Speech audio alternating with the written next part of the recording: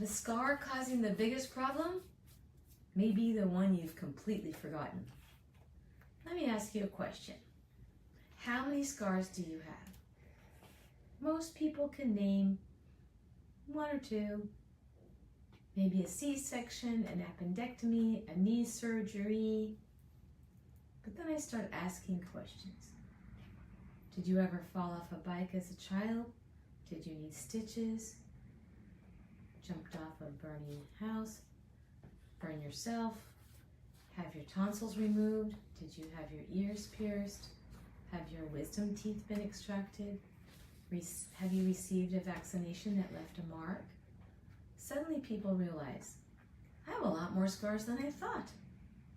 One of the biggest misconceptions is that believing if a scar doesn't hurt, it isn't affecting the body. But pain isn't always the best indicator. Think about high blood pressure. Most people don't feel it, yet it's still there. The same can be true about scars. Just because a scar has faded or become numb or you've stopped noticing it doesn't mean that your body has stopped responding to it.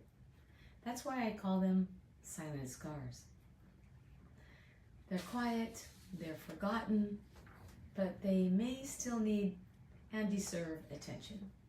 One of the first questions I ask patients, new patients, is, tell me about every surgery, injury, or trauma you've ever had.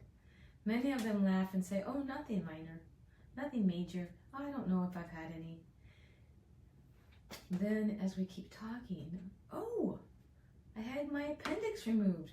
Oh, I had 3 C-sections. Oh, I tore my ACL. Oh, I had a serious burn when I was 10. Oh, I've completely forgot about that motorcycle accident. What they thought was insignificant may actually be an important part of understanding their health history. Not because every scar causes problems, but because every scar tells the part of the body's healing story. Every scar has a little bit to do with your healing story. Your body's incredibly intelligent. It adapts, it compensates, it finds new ways to move and function. Sometimes those adaptations work beautifully. Other times, years later, they may contribute to patterns of tightness, restricted movement, or discomfort that seemed unrelated to the original injury. That's why I encourage people to think beyond the symptom. Instead of asking only, does it hurt, ask, wow, what has my body been through? That one question often opens an entirely different conversation. The purpose of my book isn't to make people afraid of their scars.